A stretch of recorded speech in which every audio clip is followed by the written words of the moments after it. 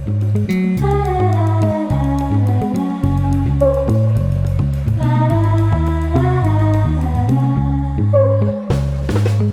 right. Hi, everyone. Welcome to episode 2 of The Curious Experience. Today I have Teddy Solomon, the co-founder of Fizz. And for anyone who doesn't know what Fizz is, it was actually an app that I used while I was in college, but is a private discussion and news feed for universities. And they have features like direct messages, polls, images, and they allow computer students to also kind of be anonymous in that sense. And I think they actually just released a feature for a marketplace. So that's very exciting. So thank you so much for joining us. Totally. Pleasure to be here. Yeah, so I mean, Fizz is like a very successful startup venture right now. Have you always been entrepreneurial in that sense? My background's interesting. I never intended on building a startup, but I've always liked to work on projects and things of that sort. When I went to college, I intended on becoming a college basketball journalist, so not the path that I'm currently on. But entrepreneurial, I guess so. I've always liked to build new things, but never expected to be in the spot that I'm in right now. So this was kind of out of left field. Yeah, I mean, it's kind of similar in a sense because, being a journalist, you're kind of always seeking to hear a new perspective. And, the culture of Fizz is to kind of really give a place for people to give their perspective. So it's kind of similar. Totally. I mean, in doing journalism, your job is to tell a story well. And in doing what I do now, my job is to tell the story of the company and of the platform and to learn the stories of our users and use that to inform building a product that's going to help their lives. So it's all about stories no matter what. Yeah, and did that perspective kind of like fuel that light bulb moment for you when you created Fizz or you I'd decided say the idea for it?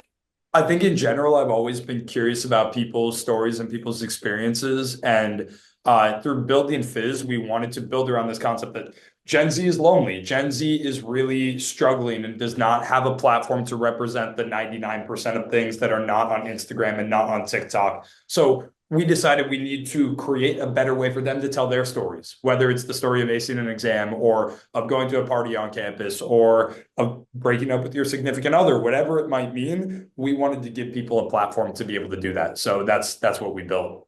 So was it kind of like a brewing idea while you were on campus, or was there like a night where like the idea just kind of fully came together? Well, a little backstory on it. I got to college back in 2020, so in the middle of COVID, so I wasn't actually on campus. I got into Stanford. I was super excited to go, and then they said, "You're not coming. Your freshman year." So we had to go figure out what to do. I hopped onto a Zoom call with a guy named Ashton, and well, actually, I hadn't met him up to this point. I got onto a Zoom call with like 100 people at Stanford who were trying to go live somewhere that wasn't at home, and I got put into a breakout room with a guy named Ashton. And when I got put into that breakout room, we quickly, in about 2 minutes, decided we're going to move to Arizona because we wanted to get away from, I'm from San Francisco, he's from Ohio. We wanted to get out of the, expensive Bay Area and go somewhere else. So we convinced 25 Stanford kids to go move to Arizona with us. And during our freshman year out there, we quickly saw, well, people are on Instagram, which is just 1% of your life, post twice a year. It's a highlight reel. People were in this giant group chat, this 1,200 person group chat on GroupMe, but they had no way to actually represent the 99% of things that didn't end up in that group chat and don't end up on Instagram, because in the group chat, there were three people speaking. Our generation grew up on social media. So you're expected to present the most perfect version of yourself. And if you can't do that, you have no option. So that's why we built the app. And it Yeah. was kind of a light bulb moment because we looked all around us and said, well, people hate the current options. We need to make something better. So that's what we did. Yeah, I mean, having a somewhere like going to Arizona with 25 other people who are going into college who are already excited and hungry to like learn, you kind of like make a little think tank, just kind of like just sitting there brewing during the pandemic.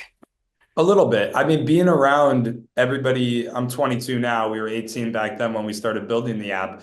Being around a bunch of 18-year-olds really revealed to ourselves what the problems were with social media and how we, as members of Gen Z, could actually build something for Gen Z that would fundamentally transform their lives, which is the goal in everything that we build. So it was a great environment to be in, a cool year. We made the most of what we could in the middle of a pandemic, and it was a good time.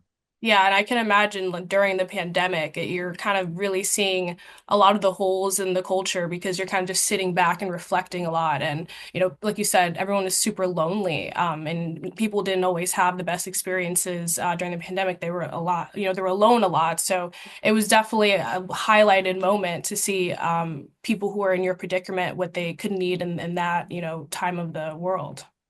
Right. I mean, it was a challenging time for everybody around the world. And as people who were in college, we did not know what was going on at our school. It was challenging to meet new people. It was difficult to build any sense of community. And what we built ended up being something that made our experiences better. We stayed enrolled at Stanford for about 5 months or 4 months after launching the app and saw just how much it made our experience better. So being able to provide that to all the people around us and actually see it in action and see how it impacts our own lives, it was special. You really can't replicate that. So it was really cool to see. And while you were there in Arizona building the app, how much were you guys able to scrap together? Were you completely just not on campus while that process was happening? Yeah, so we spent our entire freshman year just jumping around the country. So we went to Arizona, we went to Florida, we went to Nashville, we were in Michigan, we were in Indianapolis. We were all over the place that whole year. And the whole time we were just building, getting ready to eventually bring it to people at Stanford. But I would be lying if I said we thought we were just going to go and boom, all of Stanford's going to hop on. It was one morning summer after our freshman year. We're on campus with our whole grade. There were like 1,000, close to 2,000 people there. And at 6 in the morning, me and my friends just went around campus and threw flyers under people's doors. We're like, maybe we'll get like 100 of our like friends onto the app and some like adjacent people to that. And then the whole school got on. It just like blew our minds. And the operation was kind of wild. I like called up like 10 friends. I'm like, go stand outside this dorm. And then I called up 10 other friends. I'm like, open the door to your dorm. And then we just threw flyers under people's doors and the rest is history. Yeah, how did you guys like have any early goals for how many people you wanted to even get on when you first made it? We had no idea what to expect. We were building it for the people close to us because we knew it would make their lives better. By like 2 p.m. that day, we were just mind blown by what was going on because the whole school was legitimately getting on in a matter of hours. And it was kind of terrifying to us, but super exciting. It was cool to see. And what were kind of like those early reactions to the app? How were they utilizing it? Was it kind of similar to how it is now? Yeah, it's really anything and everything for campus life. So people were using it to know where parties were at. They were using it to meet new people. One of my good friends that summer met his girlfriend in the app, in the direct messages. We saw that people were using it to buy and sell things. They were selling like concert tickets and sports tickets and bikes, and they were using it to see what was being served at the dining hall. There were like campus celebrities that ended up being made on the app. It was just like this incredible mix of all things campus life. And what makes the app so special is this is a platform for people who share a common experience. You're bonded by the fact that you share a .edu email. You are living with one another 24/7 on a campus where you go to the same parties and the same dining halls and the same classes. It's this shared context that can't be matched by any other type of community. And we saw that super quickly. We saw that people gravitated heavily towards the product and used it an incredible amount, even in the earliest days. Yeah, and I've spoken to you this about this before, but I remember when I downloaded the app and I kind of like saw the potential immediately. I was like, oh my gosh, like I now that when you think about the concept of it, it's like of course there's a centric place to have all of the communities online and you be able to tap into all of the resources that a college campus can provide. And Mhm. it's crazy that there hadn't been something like that before because there's so many information places online, like a Reddit, like a Twitter, but it's just kind of like mass gen. And then even then, it's like it's just kind of mainstream media. So there's not really too many niches unless you're digging. But to kind of have all of that kind of wrapped in one for one app for everyone to kind of like harness and utilize for, their daily needs at college or just daily interactions they're having at college, it just kind of felt like so obvious, like, yes, this is absolutely needed. Totally. It was a complete empty space on campuses that we walked right into.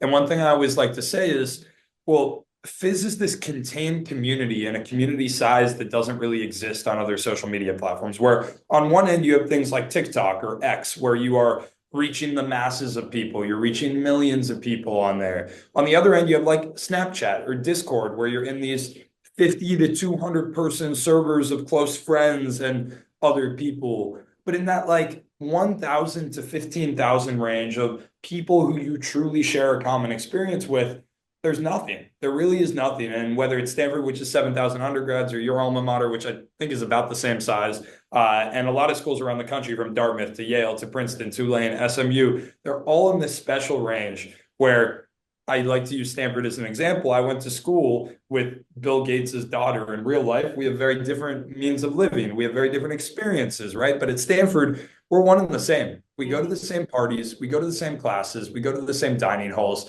And on Stanford Fizz, we're also one and the same. It's an inclusive environment where the president of the top frat has access to the same information as people who stay in their room all day. And I think that's amazing. I think being able to give people a level playing field with the people you share a common experience with, it's 100% necessary, and it makes a really big impact on their lives. Yeah, I mean it's beautiful the way that we've been able to leverage just information in this day and age. Like when I'm on campus, and I'm choosing a major that I don't really know too much about, and I don't really know anybody on campus to really ask, like, having a place where maybe someone talked about it is, it can really change the way a person, chooses their path at the university. Like if I'm just like, oh, like I wonder if anyone, had issues with this one class, or like this class is worth it. Like having something to, tap into to be able to see insight to it. That's just not really anywhere because it's not really, there's no place to document it. So, now Fizz, of course, it kind of has the potential to really give students access to information for years on end. I mean, people are going to be institutions are like hundreds of years old. There's going to be so many different experiences that are going to be replicated so many times over. And if you're just a student and you have a very niche topic, who knows, like being able to tap into something that has that amount of information could be very crucial for them. I think that's an incredible point, because something about Fizz that's really cool is the search function, where you can search any question you might have, or a keyword maybe. And if you are an incoming freshman and you're like, when I was an incoming freshman, I was terrified. I had no idea what college was going to be like. And if I had a place where I could have searched something up, asked a question, been able to talk to upperclassmen, been able to go back into this database of information, really, it would have been a game changer. So I think that's an amazing point. Yeah, yeah. It's like you're setting the stage for just so many more incoming freshmen that are will continue to go on for, however long. I also think the anonymous aspect to it is very interesting because I felt like that's kind of what breeded more of that authenticity when I went on that app because I was like, oh, people are just saying whatever because no one's like concerned about being like labeled or anything. It's like if you agree, you agree. If you don't, you don't. It's like with the upvote and the downvote, which I also thought was interesting instead of like a like feature.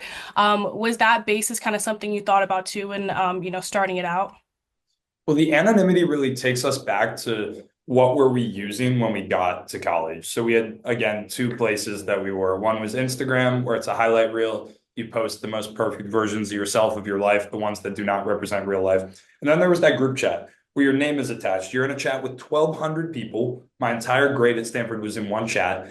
But when my name is attached, I don't want to say anything that's not perfect, Hmm. because that's what you're taught when you grow up on social media. So when we decided we wanted to make Fizz anonymous or pseudonymous, some combination of anonymity and identity, we said, well, this is the best way to strip away the social anxiety. And if we can do it right, then it's going to be an incredible community for everybody involved. So what we did was we said, one, we're going to have this decentralized moderation system where, because the communities are so hyper local, where again, it's barred by your .edu, so the communities are incredibly hyper local, we're going to have students moderate it. And to date, what that means is we have over 4,000 volunteer moderators across the country, keeping our community safe and making sure that our users feel really comfortable on there, and that it's an uplifting space that they're actually in.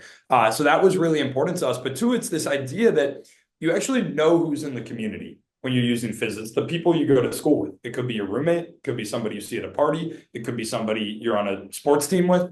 You just don't know who's who within that community. And that's a really special concept, knowing who's in there, but not who's who within that community. It lets you really speak your mind from the standpoint of the positives, the negatives, and everything in between. The negatives could be I broke up with my significant other. The negatives could be I'm feeling really lonely on campus. I want to meet new people. The negatives could be I just failed my exam. And there's nowhere else where you can say that. And we want to give people a space to be able to speak their minds. And that's one of the components of it.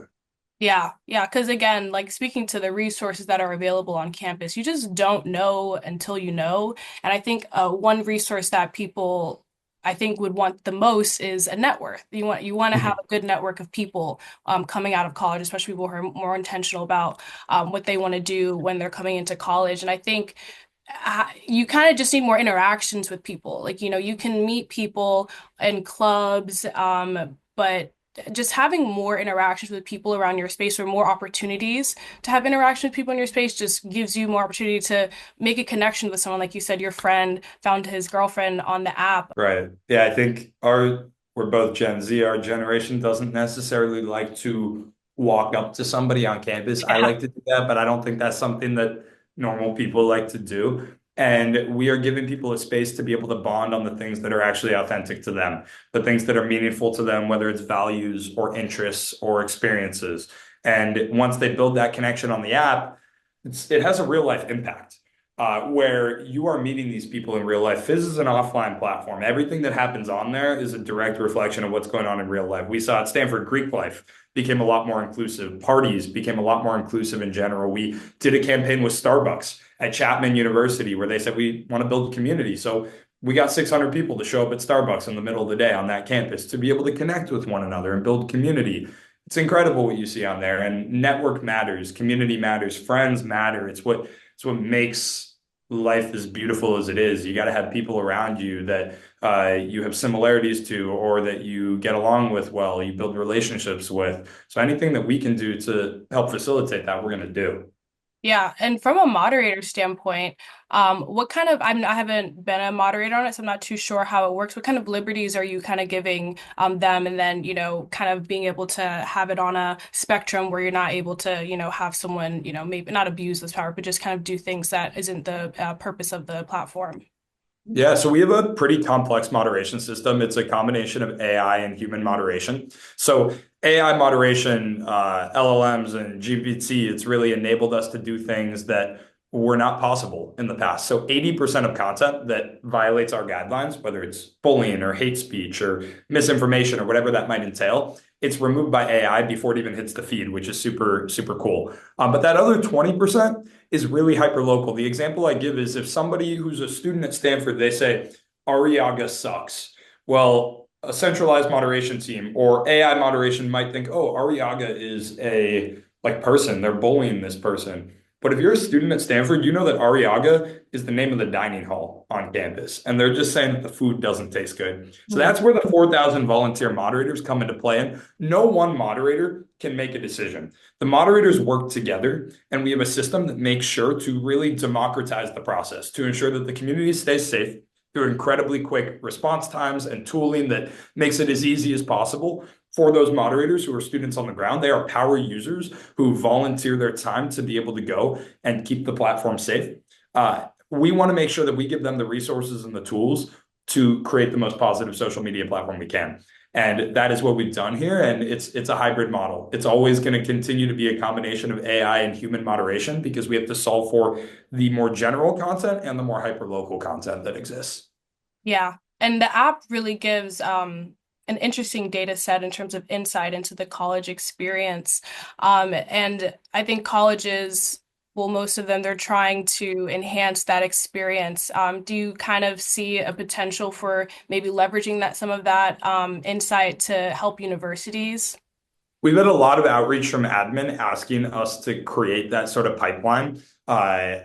One of them in the Bay Area that just reached out recently, they were basically asking if we can have some sort of like partnership that facilitates information to the administration of things to improve. I think that could be a really exciting thing down the line. I don't think it's necessarily been a priority up to this point because eventually the information ends up getting to the administrations, but working Yeah. closely with them in some capacity could be cool. We're completely independent though, and that's really important to the students as well, that we're not teaming up with the administration. This is not the administration bringing the app to them because our job in building a platform to empower students is to give students a voice that is unfiltered within the bounds of our community guidelines. So we don't want the administrations to have power here. We want to make sure that we can help get them valuable information about things that they can improve to make the student experience better. Yeah, that makes sense. And then when you were going to different universities, it was great at Stanford. Was it easy to replicate that when you were going to different schools? It was a journey and it was cool. So I mean, to back up a little bit, we dropped out of Stanford in December of 2021. And a few months after that, I went down to Southern California. I drove onto Pepperdine's campus, which is a gated campus. It was a challenge to get over there, and just started recruiting people off the street. And I said, "Look, I just dropped out of Stanford. This app just completely changed our lives there. It completely changed the way we think about information and events, parties, classes, dining hall food, everything else going on campus. This could totally change Pepperdine in a positive way." And the first thing I asked them, and I still do this to this day, is like, what's your story? I want to really understand, how does this app play into their own story and how it's going to make their lives better on campus? And got a lot of people to agree to help out on Pepperdine's campus. We launched the app, and just like at Stanford, it just blew up. The entire school got on, and we were stunned by it. So then a couple days later, drove over to Chapman University in SoCal. Thought, I'll do the exact same thing. Let's go talk to people. Let's go understand who this is going to impact and why, and then let's launch it. And then it took over all of Chapman. And then we really knew we had not solved the Stanford problem. I don't even think at that point in time we thought we had solved the US college problem. We solved the Gen Z problem. Gen Z is lonely. Gen Z wants community. They want private, intimate community. They want a space to share common experiences with other people. And that's what we have provided them at 3 institutions. So I've now been to 200 plus campuses. We have a team of people who have been to a lot of campuses around the country. Nowadays, we don't go in person to launch the school, but I still get out to campuses almost every week, because I think it's really important to be able to be on a college campus with our users, talking to our users, empathizing with our users. Social media platforms have gone in a really negative direction, in that they're building for a generation they don't understand.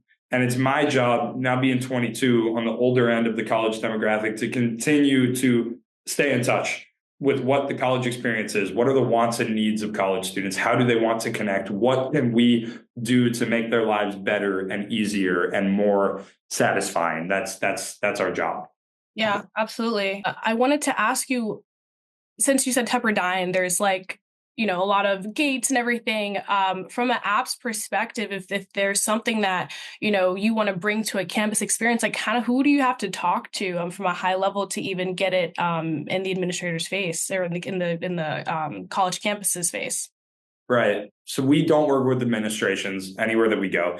So we don't go through the administration. We go through the students. It is a student-run operation, and students back in the day, they would help and be ambassadors, and they would give people donuts, and we would launch on campus. Nowadays, we don't even do that operation. We have tens of thousands of school requests probably at this point, of people just saying, come to our school, come to our school. Because even if you don't have Fizz, you have a friend who does, and who is saying, we want, like, this is such a cool app, you guys need it. And they're like, no, I don't have it. So then they request it. And we just run through students. So sometimes that poses problems, because administrations are like, how did this app just show up? What happened here? Because nobody's ever really seen something like Fizz that just takes over the campus in one day. It's not like a slow burn in a lot of cases. Like Pepperdine, I want to say we had more than half the school day one. And that happens a lot. So it's a unique thing to see, but it's important to keep it students first. I really feel strongly about that. Yeah.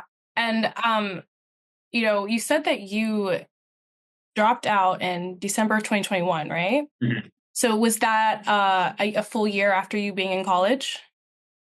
Yeah, so I arrived in September 2020, was online all of freshman year, showed up in the summer after freshman year. That's when we launched the app. Then in October of 2021, I was at a frat party at Stanford, and I met a girl who messaged me at 2 in the morning and said, you need to meet my dad. He is a serial entrepreneur. He's super interested in what you're working on. So I woke up my co-founder, Ashton, and we said, all right, we'll show up at their house the next day. So we showed up at their house and met him. And he said, he was incredible. He had built a dozen companies, sold his first to Amazon back in the day, and really knows how to build a great company. We said, look, we're passionate about this product we're building. We think it's going to transform the way that Gen Z communicates. We think we're going to build incredible community here, but we don't know how to build a company. We just know what we're building. Yeah. And he said, I'll become CEO. I'll give you guys 750K towards your seed round. You need to drop out of Stanford. So we dropped out, and we had done about 14 months there. So we were partway through our sophomore year and we took a big leap. Stanford makes it really easy on people to do that. Stanford was an incredible experience. I don't regret my decision in the slightest to have gone there. And it was a really incredible experience. It was really easy to drop out and just go run with things. They were super encouraging, I'd say, in the process of going and doing it. And then we took a big risk and it paid off. So it's been a really cool journey since. Yeah, and you said that you were able to get, I don't know, can we consider like an angel investor, almost kind of like giving you kind of that seed to be able to like expand and grow on the initial idea? Yeah, so we raised a $4.5 million seed round when we dropped out, or approximately around that time. And it was mostly angels. Lightspeed was in it as well. They did Snapseed back in the day. That's an institution. But yeah, and then that got us running. We moved into a house in Palo Alto. We were living out of the house, working out of the house. I was just jumping around to campuses around the country. It was a cool experience. It was different from how it is now, but it was kind of what you imagine when you think of the like Stanford dropout, like startup experience. Yeah. And then from that initial 750 to the 4 million, where were you kind of allocating most of the investment? Was it more into staff? We had to bring on people onto our team, engineers, growth people across the team, and have built a really incredible team over the years. Spent some money going and launching on campuses. We were very cautious about cash, so we did not like run through the money or anything. It lasted us a while. Then we raised Series A. Then we raised Series B. It's been a year and a half since we raised our Series B. We still have pretty much all of it in the bank, the majority of it. So Yeah. we're in a really good spot. And like one thing I encourage founders to do is don't just go spend all your money. Spend what you need to spend to be able to keep the company moving along and accelerate the growth. But we're really cautious, and I think it's helped us a lot over the years. Yeah. And I imagine just, literally coming out of college to being, the founder of this company, did you kind of have any mentors to kind of guide you through the process since, you were kind of new to the startup world and the technology world on that level? We're surrounded by a lot of great people. So our initial CEO, Rakesh, he was a great mentor to me. Again, having started a dozen companies, he's exited 6 or 7 times along the way. And then his network of people, all of our investors, were fortunate at this point. Now that we've raised like 42 million, we've got NEA, we've got Owl, we've got Lightspeed, we've got a bunch of great angel investors. So we have a ton of great people around us. And every time I talk to every single one of them, I learn something. And just continuing to suck up that information and knowledge and expertise over the years, it's really helped to solidify my skill set and ability to grow a great company. There's a lot to learn still, but we have the right people around us to learn it. Yeah. And I think most people, when they're kind of like going on a startup journey, there's good days and there's bad days. Were there any like particularly harsh moments you had to learn while on this journey? Yeah, I mean, it's been a lot of ups and downs. That's the nature of a startup. I think that's what I love about it. I'd say in the earliest days, after we raised our seed round, the markets went and just plummeted. It was not easy to go and raise money. So we had a situation back in fall of 2022 where we had competitors, we had a hard space to go and tackle, and people were not writing checks. And I hit the road and I went and I launched at like a dozen schools with a couple people from our team. My Stanford roommate went and flew to a school to help. Two other friends of mine from Stanford went and helped out. We were just like, we need to do something so we can go raise a Series A. And we were fortunate to go successfully launch back to back to back Rice, Wake Forest, Elon, Duke, Yale, Princeton. Actually, Duke wasn't back there. Yale, Princeton, Tulane, Creighton, all these schools across the country, Dartmouth. And if we hadn't done that, we would have been back at Stanford. Like we would not have been able to go raise a Series A in that market. And we were all stressed out. I was really stressed out. I remember sitting down with Rakesh and looking at the list of schools we were going to be launching at. And he said, what are the odds that we succeed at each individual school? I wrote down what I thought the odds were. And then we multiplied them together, and it was like 8% or something like that, chance of succeeding at all of them. And then we went and made that 8% 100%, and we succeeded at all of them. And that's what you got to do. And it's stressful and it's nerve wracking, but I live for it. And I think the people on our team do as well. And that was really cool to see. So yeah, I think there have been a lot of low points like that where you just don't know if there's a future.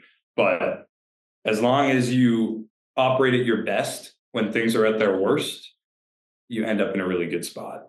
Yeah. And I'd love to know kind of how you met your co-founder. Was it in that 25 group when you were in Arizona? It was on that Zoom call where I had just been in a 100-person Zoom call and coincidentally got put into a breakout room with him. He was in Ohio, I was in San Francisco.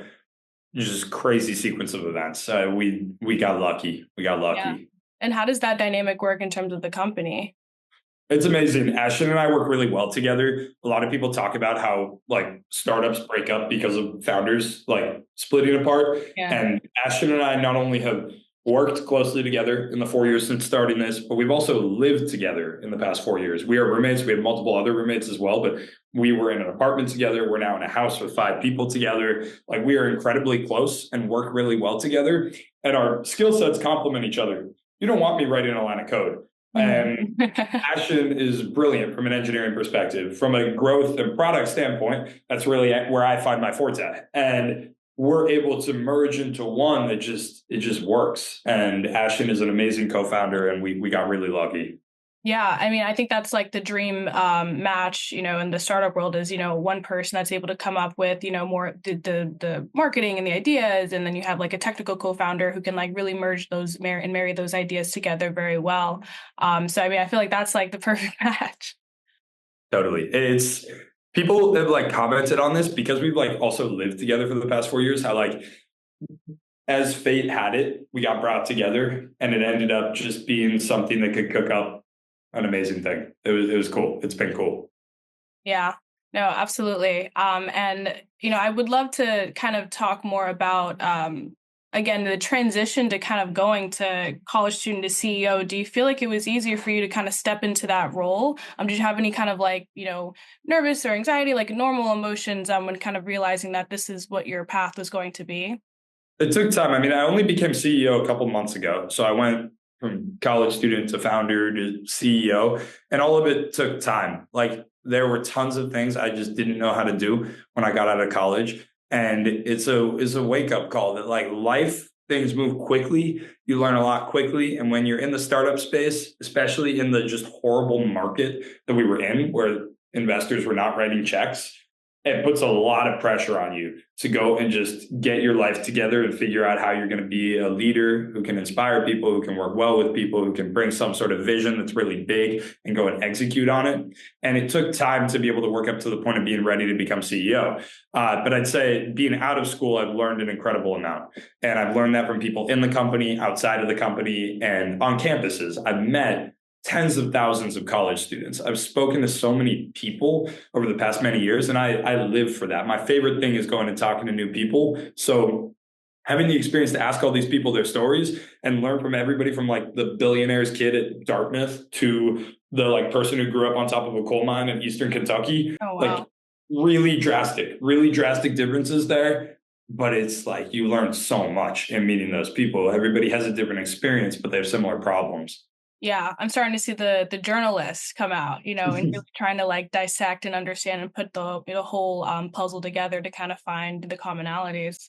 It's incredible. People have such incredible stories. I think when you go to a school like Stanford, you're in a bubble. And a lot of people at Stanford might think that people are like lesser than if they're at other schools, like if you're at like Abilene Christian in like Abilene, Texas, but they're really not. They're really interesting, smart, talented people with amazing stories and have a lot more in common. Maybe even if they disagree on political lines or religious lines or ideological lines of some sort, they have a lot more in common with you than you think. And that's been one of the most incredible things to see because I grew up in San Francisco. I went to Stanford. I had this bubble that I existed in, and I've just done everything in my power to break out of that bubble. We're not building a Stanford app. We're not building an Ivy League app. We're building the platform for Gen Z. So it's on me to go and figure out what does Gen Z actually think and what's meaningful to them. Yeah, and you said that you still go on college campuses even today. So is that kind of something that you really try to keep within your workflow as you're going through your journey? Yeah, it's really important to me. I'm fortunate still, like being 22, that I can just show up on a college campus. It's not like abnormal. Yeah. When I was there, I went out to New Orleans a couple weeks ago. I was at Zula, I was at Dillard, I was at Suno, I was at Tulane. I was with our users on campuses, talking to them about their experiences with new features that we were launching. I love to get out to college campuses. It's rare to have this opportunity to be able to get so close to your users, to be able to understand what they appreciate about the app and maybe what they want to be better. So in the earliest days, we're in a dorm at Stanford, I can go knock on people's doors and see what they like. But nowadays, I like to get out to campuses all over the country to get a better understanding of how we can make our product better. Yeah. And so what would what does a week kind of look like with the company at your scale? Yeah, good question. It's all over the place. We all wear many hats here. We're a lean company. It's like 25 of us here in Palo Alto. I usually spend my time at the intersection of growth and product.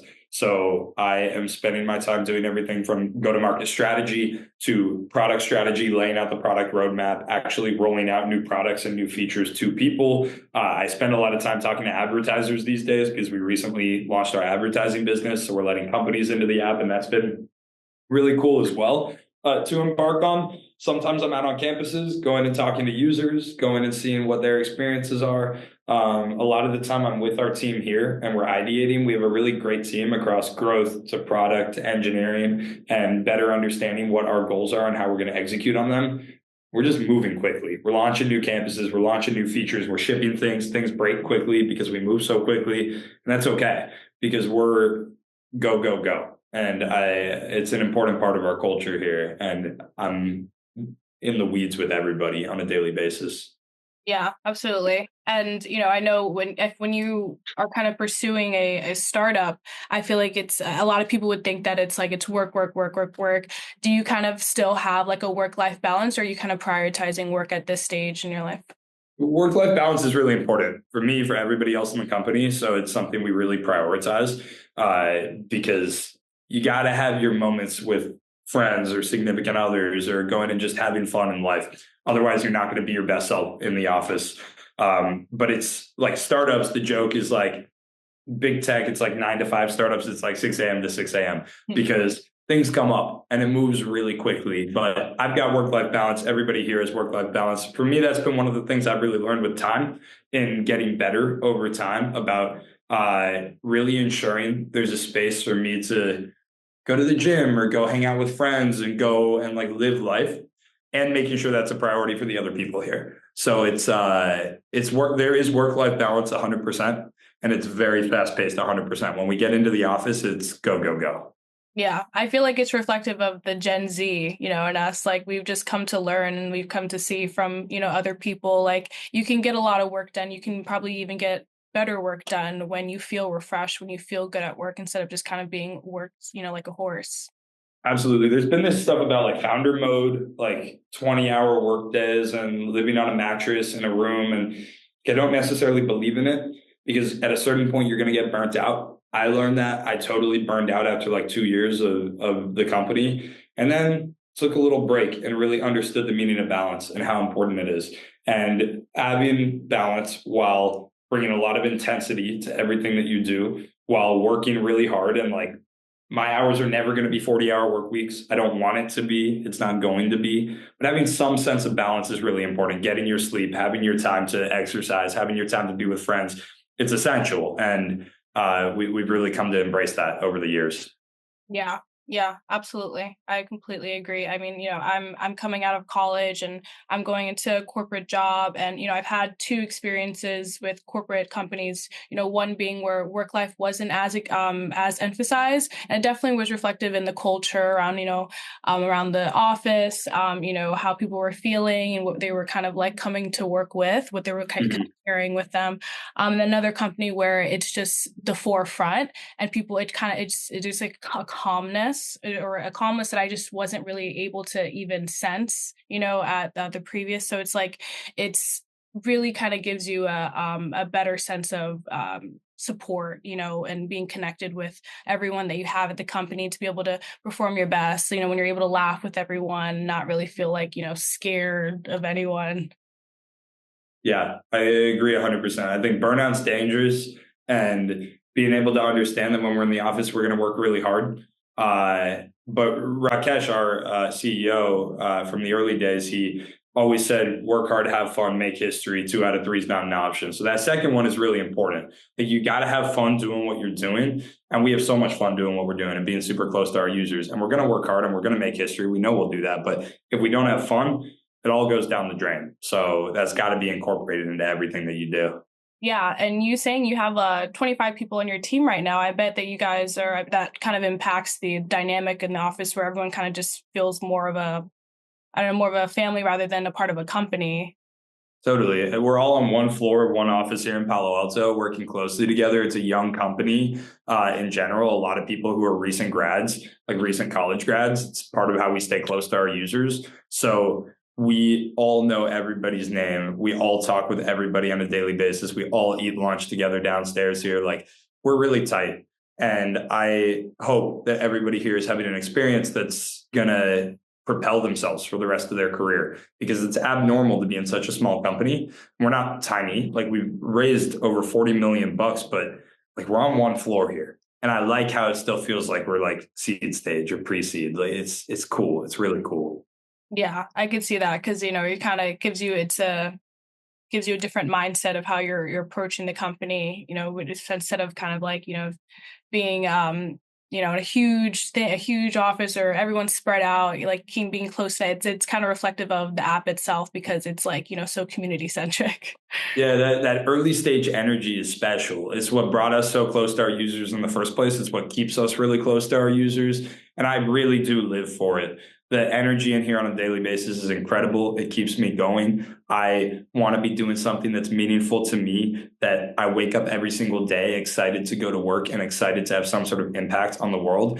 And that's what we can all feel here. So I want to continue to promote that sort of energy of the farther along we get, the more money we raise, the more people we bring onto our team, it's going to change something. But as long as we stay true to that core, like really scrappy energy and closeness to our users, and we're going to be like A-okay. We're going to have a good time doing what we do for a long time.